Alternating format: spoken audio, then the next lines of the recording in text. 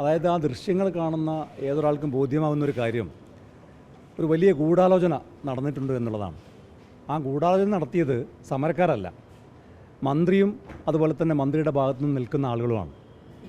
കാരണം ആ സമരം കരിങ്കൊടി പ്രതിഷേധം കാണുന്ന ഏതൊരാൾക്കും ബോധ്യമാകുന്നൊരു കാര്യം, സമരക്കാർ തികച്ചും ജനാധിപത്യപരമായി പ്രതിഷേധം ഉന്നയിച്ചു, പ്രതിഷേധം നടത്തി എന്നല്ലാതെ മന്ത്രിയുടെ അടുത്തേക്ക് പോലും എത്താൻ കഴിയാത്ത രീതിയിൽ പോലീസ് ബന്ദോബസ്തിലാണ് അവർ സമരം നടത്തിയിട്ടുള്ളത്.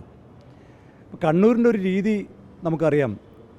നേരത്തെ കണ്ണൂർ ജില്ലാ സെക്രട്ടറി ആയിരുന്ന CPM-ന്റെ ജില്ലാ സെക്രട്ടറി ആയിരുന്ന P. ജയരാജനെ യൂത്ത് ലീഗ് പ്രവർത്തകർ തടഞ്ഞു എന്ന് ഒരു കള്ളക്കഥയുണ്ടാക്കി വലിയ അക്രമത്തിന് നേതൃത്വം കൊടുക്കുകയും ഒടുവിൽ യൂത്ത് ലീഗ് പ്രവർത്തകനായ ഷുക്കൂർ കൊല്ലപ്പെടുകയും ചെയ്ത സംഭവമൊക്കെ നമ്മുടെ മുമ്പിലുണ്ട്.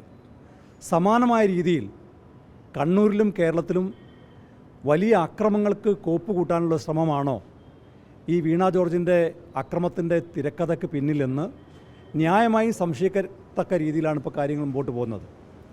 CPM-ന്റെ സംസ്ഥാന സെക്രട്ടറി MV ഗോവിന്ദൻ മാഷ് തന്നെ നേരിട്ട് വന്ന് പ്രതിഷേധങ്ങൾക്ക് ആഹ്വാനം ചെയ്യുന്നൊരു കാഴ്ചയെ നമ്മൾ കണ്ടു.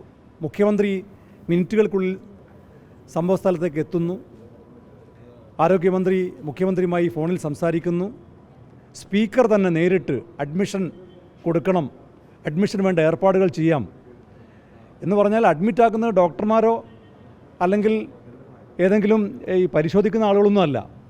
നേരത്തെ തീരുമാനിക്കുകയാണ്. സ്പീക്കർ സംസാരിക്കുന്നതിൻ്റെ ദൃശ്യങ്ങൾ പുറത്തു വന്നു. അഡ്മിറ്റാക്കണം, അഡ്മിഷൻ വേണം എന്നാവശ്യപ്പെടുന്നതിൻ്റെ ദൃശ്യങ്ങളടക്കം പുറത്തു വന്നു.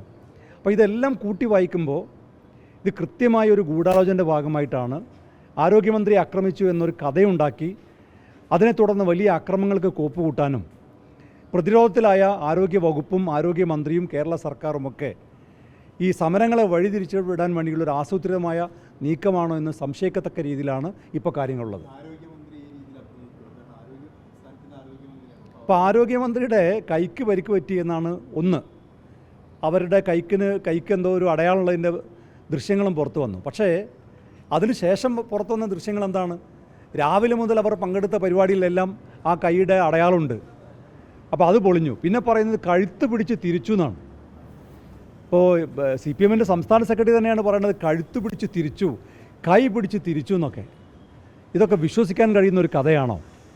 അങ്ങനെയാണെങ്കിൽ റെയിൽവേ സ്റ്റേഷനിൽ CCTV ഇല്ലേ, ആ ദൃശ്യങ്ങൾ പുറത്തുവിടട്ടെ. അവിടെ കൈ തിരിച്ചൊടിക്കുന്നതും കഴുത്ത് ഒടിക്കുന്നതൊക്കെയുള്ള ദൃശ്യങ്ങളുണ്ടെങ്കിൽ ആ ദൃശ്യങ്ങളൊന്ന് ദയവായി പുറത്തുവിടണം. അതുവഴി പ്രതിപക്ഷത്തിൻ്റെ വായടപ്പിക്കാനുള്ള ശ്രമമാണിത്. അല്ല, ഒരു അവസരമാണ്. ആ അവസരം ഉപയോഗപ്പെടുത്തണം എന്നാണ് ഞങ്ങൾക്ക് അഭ്യർത്ഥിക്കാനുള്ളത്. അതാണ് ഞാൻ പറയുന്നത്. ഇതെല്ലാം തിരക്കഥയാണ്. DYFIക്ക് അക്രമം നടത്താനും CPM-ന് ഇപ്പോൾ യൂത്ത് ലീഗിൻ്റെ കണ്ണൂർ ജില്ലാ ജനറൽ സെക്രട്ടറി ഷജീർ ഇക്ബാലിന് എതിരെ എത്ര ക്രൂരമായിട്ടാണ് ആക്രമിച്ചത്. അപ്പോൾ കരിങ്കൊടി പ്രതിഷേധത്തെ ഒരു നിലക്കും അംഗീകരിക്കില്ല എന്നൊരു സമീപനം CPM നടത്തുന്ന കാഴ്ചകൾ നമ്മൾ കണ്ടു. ഇനി ആ സമരങ്ങൾ അംഗീകരിക്കില്ല, അതിന് അവർക്ക് ബലം കിട്ടാനുള്ള ഒരു കഥയാണ് ഈ ആരോഗ്യമന്ത്രി ആക്രമിച്ചു എന്നുള്ള ഈ സംഭവത്തിൻ്റെ പിന്നിലുള്ള ഈ ഒരു പ്രചരണത്തിന് പിന്നിലുള്ള ഒരു അടിസ്ഥാനം.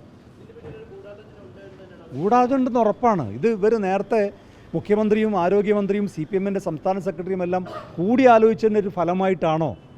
കാരണം ഈ KSU പ്രവർത്തകർക്ക് നേരെ പാഞ്ഞെടുക്കുന്ന ആരോഗ്യമന്ത്രി, കേരളത്തിൽ അങ്ങനെ ഒരു മന്ത്രിയെ നമ്മൾ കണ്ടിട്ടുണ്ടോ?